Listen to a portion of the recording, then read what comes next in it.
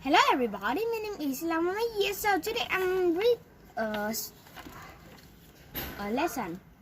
Facts about plane and trains. Long ago, people traveled on horses or in wagons. The trip would take weeks. Today, we can travel by trains and planes. It takes a few days to cross the United States by trains. It takes only hours to fly across the country on a plane.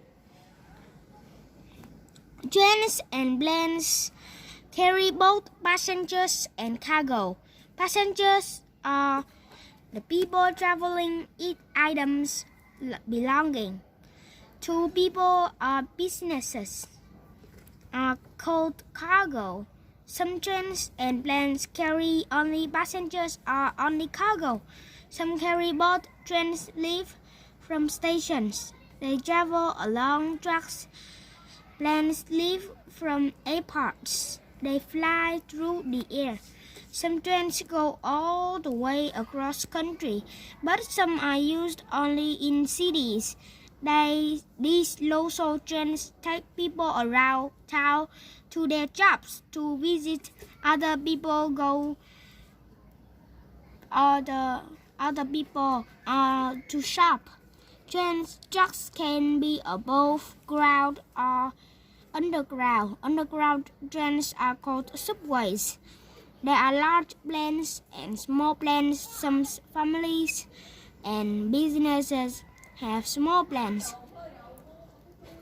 They may be used for fun or to fly people or to meetings.